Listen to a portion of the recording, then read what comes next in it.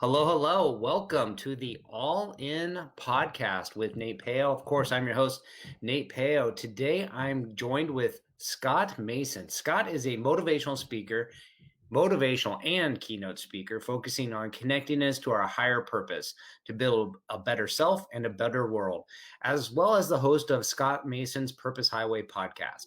He is additionally the principal of Scott Mason LLC, which provides small business consulting services regarding operations, revenue growth, strategy, and planning, in addition to leadership and management mentoring services. Prior to that, he was co-principal and president of the Brooklyn Press, a silkscreen printing company with locations in NYC and Newborough, New York. Previously, Scott was the general counsel and vice president of operations for Urban Resource Institute, the USA's largest provider of domestic violence shelter services and operator of homeless shelters.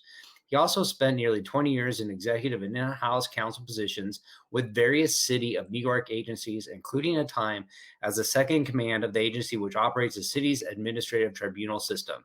He's a graduate of Columbia Law School and Carleton College, as well as a Goldman Sachs 10,000 Small Business Program. Welcome to the show, Scott. How are you? Thank you. I am great because I am here. It is a privilege to be on this broadcast. Yeah, thank you so much for the kind words. So I've been noticing this trend lately. I don't know, maybe I've talked to a handful of people that are former attorneys, formerly practicing law in NYC, and they've all kind of like left to do a higher purpose. And even I just thought of one more. I don't know if you follow the Peloton people, but their head trainer, Robin NYC, she's like, well-known fitness influencer now, but she was a legal, she was in law in NYC and left it to go pursue something else. So maybe there's something about something in the water. I don't know. Like leaving the law profession. Yeah, I left it because I felt it really wasn't a good personality match on a number of levels. First of all, law, in one way or another, you're either facilitating a transaction or an action. For instance, if you're working on contracts or some corporate deal to help something happen, or if you're a litigator, you're cleaning up other people's mess. In one way or another, you are facilitating someone's agency in the world. You are almost never the principal agent itself. And as someone who really believes in and enjoys fully engaging in the world as an actor in it, that is not a role that's good for me. The other thing, too, is I'm actually not a very risk-averse person. I do believe in managing risk, making calculated decisions, including risk. But lawyers, and it's due to the training and it's due to the role that lawyers usually find themselves within, particularly in association with whatever company or individual they're working with, tend to be extraordinarily risk-averse. Bad personality match for me. And as soon as I began to figure out that these things were challenges for me, I began to gradually make a move to exit stage left and build a better life for myself. I mean, was that something growing up that you had, like, all your life you wanted to become a lawyer, and then you realized that all the glitters isn't always gold? And I know you have a bit of an interesting upbringing as well that not most people would know about you, right? Yes, I would say that that's probably true. I did like to argue with my parents. So they would say, yes, you were always destined to be a lawyer. But, when I went to college, I was one of those folks that was interested in social justice or interested in at least public policy and having an influence in the way the larger world operated. Law, to me, was a pathway towards those objectives. It also made sense for someone like me that really wasn't scientifically or mathematically inclined, as is the case with a lot of folks. I initially began working with the city of New York because I had a profound interest in public policy. And so a law degree combined with governmental experience does get you directly into that field. And Nate, I feel very lucky. I was involved in some major institutional reform initiatives, as well as major policy and legislative projects during my time in government. But after a while, I had drank all the water that was in that well, and I was ready to move on. So what was kind of like your next steps to lead you to where you're at now, which is helping people find their higher purpose?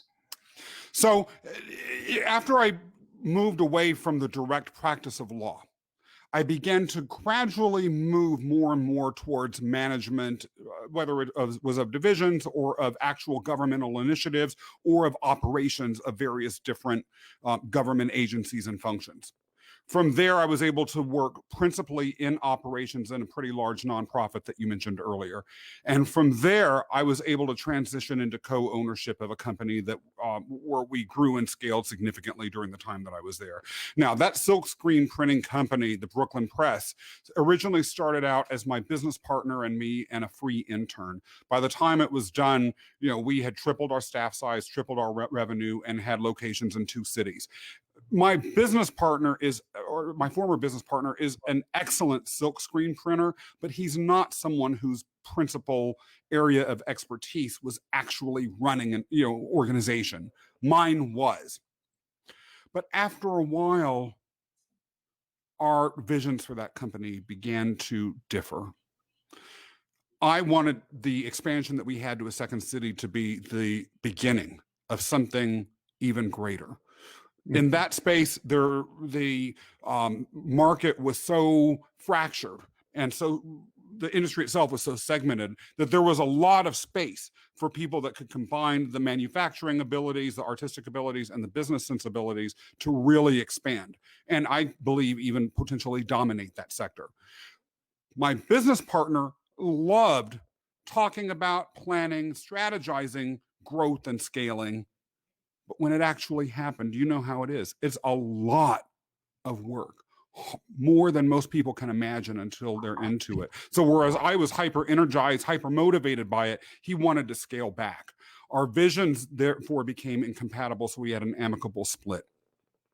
At that point, I realized this was effectively going to be my 4th career. This was my one big chance to really self-examine, to sit back and say, why was I given the gifts that I have? Why was I given the experience that I have? What does that mean? And what can I do with it? And that was really the journey of self-discovery that led me to where I am today. How long have you been on this journey of self-discovery? I feel like, and I've been in a similar boat where Mm, we've had life experiences that shape who we are. yeah, And for me, a lot of it had to do with not believing that some of my experiences were of value, right? Like a lot of people say, like, "Oh, your story's amazing. My story's boring. Like my story doesn't compare to yours."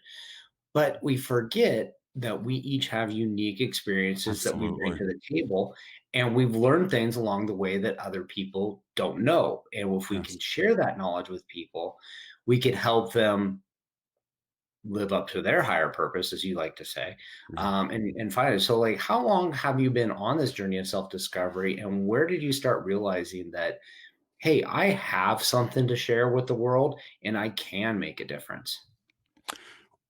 Almost immediately out of law school, I began to feel that something wasn't quite right.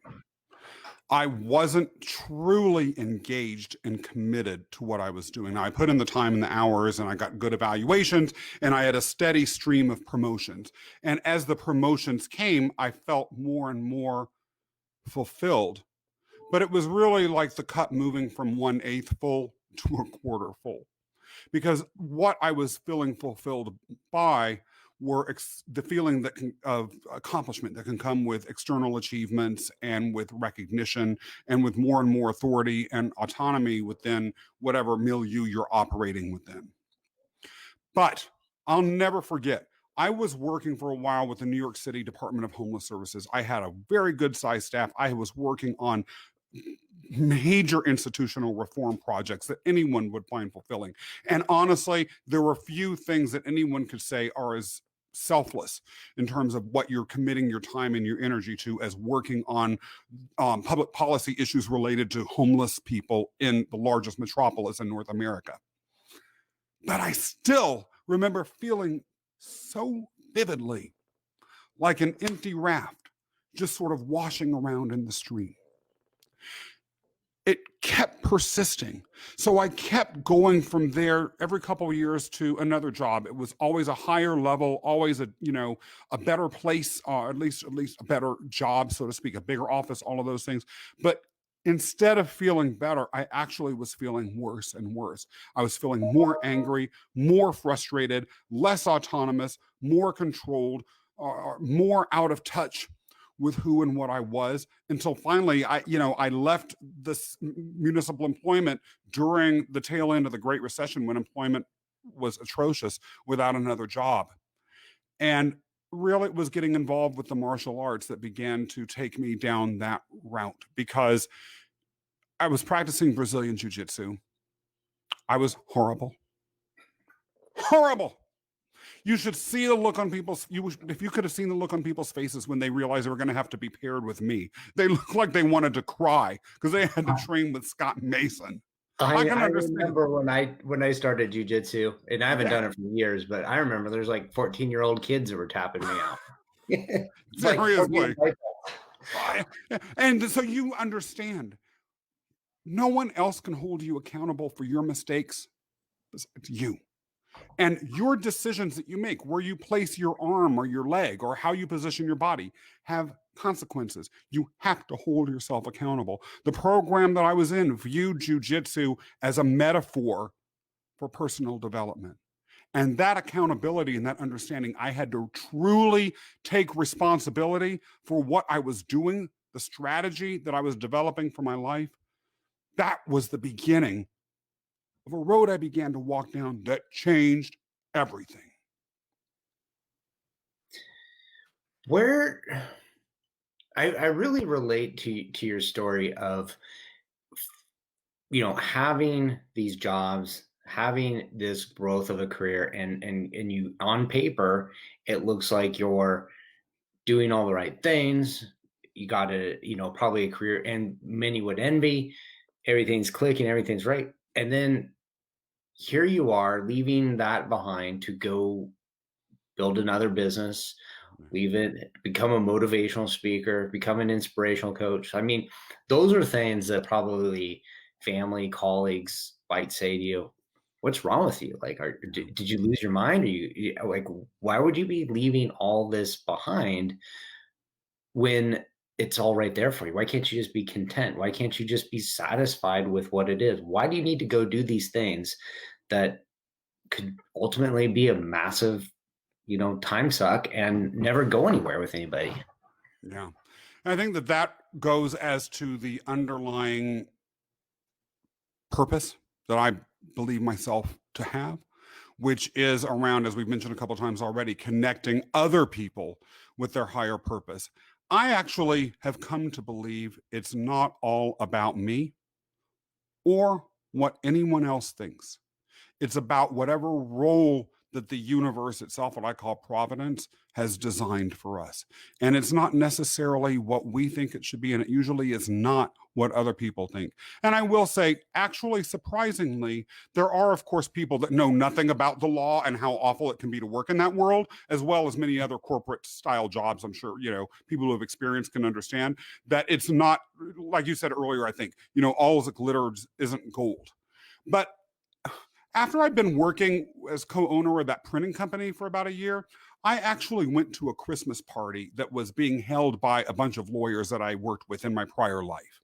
I was very nervous walking into that party because I thought that everyone would laugh at me, or they would look down on me, or view me as a failure, or view what I was doing as trivial or less prestigious or whatever. So I'll never forget, I turned the knob, I walked through the door, and there was a friend of mine there who I'd known back from my practice years. Her name was Mindy. And I told Mindy what I was doing, and she said, "Oh my God, that's so amazing. I love it." I said, "Really? I think that everyone's going to make fun of me. I'm really nervous to be here. I feel like I'm making a fool of myself." She said these words, "Scott, you're going to be the belle of the ball. Everyone here's going to be jealous of you." That had never occurred to me because they were trapped living a life that they didn't want. So from their perspective, I had escaped and done something creative and amazing. And we can get so caught up in assumptions about the negative things that people think about us that we can lose from our imagination the fact that such thinking might actually be what is happening in the mind of other people. I mean, that happened to me as early recently as this morning.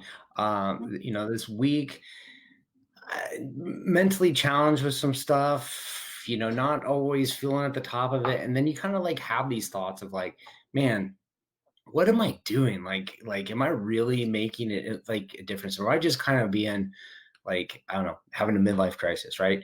And doing things that don't matter. And somebody said to me, like, hey, you've made a huge impact in my life. You've introduced me to two people that really changed the way I view life, and you're doing important things. And forget about the titles, forget about the prestige that you talk about, but are you making a difference in people's lives? And if you are, you're going to be successful. And I was like, you know what? You're right. I do needed to hear that sometimes we do get dragged down into, hey, I don't have the things that make me look good to other people, but we're not really adding value to their lives. So how do you, I'm going to maybe switch gears a little bit, but I want to talk about how you help people find their higher purpose. And you talked about it's not just you finding your higher purpose, but your inspiration comes from helping others find their higher purpose. Major How do you distinction, get yes. in their minds and help them discover what it is and to pull it out of them and let them pursue their greatness? Well, one of the things I'm looking to do is create a space where there can be multiple opportunities for people who are seeking to find pathways to their higher purpose to come and be able to easily access them. That's an enterprise that I want to launch next year. And I'm very excited about. And part of what I'm doing now, and part of why my podcast exists, is to begin to collect people who are doing that sort of thinking so that people have what I call menu options for that type of self-development. But I'll tell you a little story that explains the fundamental thing that I think needs to happen to all of us for us to truly connect with our higher purpose. So after I left that silkscreen printing company, as I mentioned earlier, I realized this was a chance for me to do something different with my life. And my attitude was I need to make sure I do it right. Because although I might look at, I ain't 25 anymore. Now, you can tell me I look like that, but I'm not. So in any event, I'll never forget. One night, I live near Central Park in New York City. And I got on a bicycle and I was riding somewhere in the rain. At the time, I wore glasses. I've had surgery since then, so I don't now. But at the time, I wore glasses. It was raining. It was dark.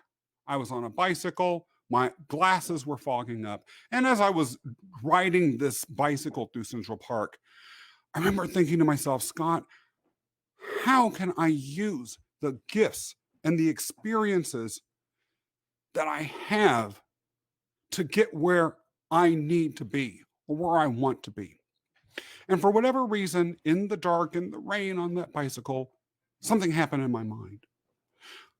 Something inside me said, you're thinking about this wrong.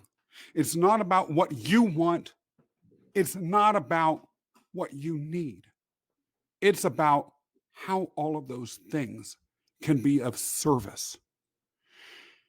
I will never forget this. Now, I am not much of a crier, but in that moment, in the rain with foggy glasses on, I started to cry. I couldn't control myself. Fortunately, the end of that story was not me hitting a tree and dying, because I shouldn't have been crying on a bicycle in the rain in the middle of the night in Central Park. I made it, but that shifted everything. And once I understood that every experience I had, every gift I'd been given was for service, everything came into alignment. It was like magic. People popped out of the air to help me. Opportunities arose. Red carpets seemed to roll out of nowhere, and I felt profound peace. So the one thing I say to people is think about it in terms of service. Don't make it a narcissistic trip. Think about it in terms of connection. Purpose only exists because there's more than one human in the world. If we were totally in isolation, purpose would mean nothing. So how can we be of service to that larger world that we're living in? That's the game changer. Yeah, I again resonate highly with that message. I tell a lot of people, like, once you realize that you have a gift, you have a responsibility to share it with the world, because if you don't, somebody out there is not hearing your message. They're not going to be able to find their gift, and they're not going to be able to live their higher purpose. So then how do you begin? You begin by taking steps on this journey. You don't know where exactly it's going to take Mhm. you. You don't Mhm. know the outcome you're going to achieve, Yeah. but if you start going down a path, you start taking the journey, you're going to be introduced to people that can help you along the way. Yeah. You're going to start building a community of people like-minded. They're going to support you, because a lot of times we go, hey, I can't do that. I don't have anybody that can support me. But if Yeah. I have a hobby, if I want to learn how to ride a bike, like you're riding a bike, am I going to learn to ride a bike if I hang out at the coffee shop? Maybe. I might. I might make somebody that can really ride a bike really well and show me. But chances are, if I went to the bike shop, I'm more likely to meet people to teach me how to ride a bike and ride a bike better and get Yeah. really good Yeah. at it. And when I start hanging out at that bike shop, I meet other people that are just learning to ride a bike like me, people that have riding a bike for years, and people that are pros and doing real good stuff. And so you get plugged into that community, and they start helping you grow and find your voice. And the more you do something, the more you get better at it, right? You're not the best riding that bike the first time, but you do it long enough. You could ride a bike at night with foggy glasses, crying, in the middle of the night. So you're able to take that journey Yeah. and discover who you are. So Mhm. I think we're on a lot of the same paths there, some Yeah. wavelength of what we're And, doing. and I have to say, there's something that was embedded in your remarks a minute ago that I really want to highlight. And I feel very strongly about this. In fact, I would even say I'm a radical, which is that every single one of us was given a set of gifts. And with it packaged within the unique individuals that we are, even if the gift itself is not one that only you have, it is expressed in the world uniquely through our own individuality. The reason why I mention that, and I feel like that's so important to say, because if we're given gifts that are to be expressed uniquely in the world due to our own uniqueness, I would argue it's not just a matter of something that we should be exploiting or we should be bringing out into the world. I would argue that it's a moral crime to not fully express it, or to at least try to fully express it. Because otherwise, literally, something that you've been given that's the most precious thing of all, which is the gift that makes you unique, is being thrown away. And how hubristic and arrogant is it of us to say that we know better than who or whatever gave us those gifts as to what they should be, what should be done with them. That is powerful. That is powerful. I like your word of choice as being a radical about that. That just makes me feel like, hey, you need to listen. You need to do this, and above anything and anything else, listen to here. So let's talk before we run out of time. I want to get a little bit of your take on your motivational speaker journey. The podcast you're doing. Tell us a little bit about. What that business is, and what it's looking to do, and how you kind of work. Yeah. So there are a couple of streams to it, but I'll talk about the ones that are most germane to this conversation.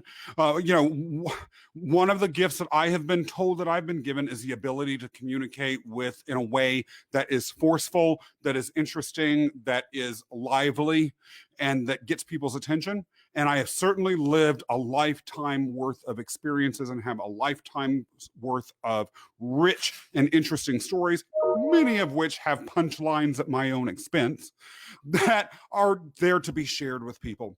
And so one of the things that I really do believe in doing is when there are individuals or groups that are looking for people to come and provide motivation for them, whether it is making it through challenging times due to the situations like the one we're in now, to overcome internal obstacles, for groups that are looking to get their members to understand that no matter what they're going through, they are capable of overcoming those. I want to be there for those sort of groups. I speak on things like resilience and overcoming obstacles, and again, connection with purpose and service.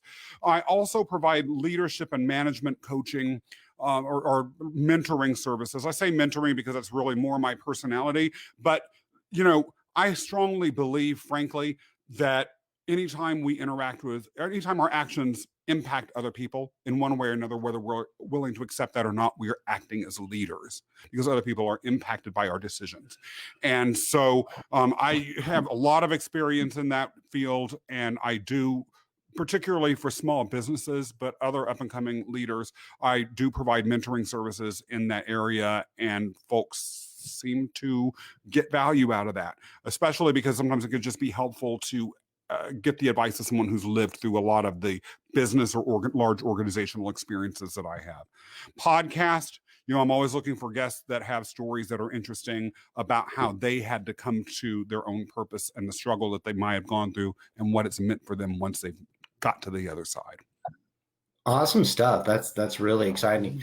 I do want to ask you one last question is, what does it mean to you to be all in on an idea or an outcome? Showing up, being fully present. I understand my mission in life. And a lot of times when I'm walking through whatever pathway I am, I'm thinking, is such and such person, event, activity, whatever, mission central, mission adjacent, or noise? If you're all in, you're with whomever or whatever, fully understanding that connection, that project, that activity is your mission.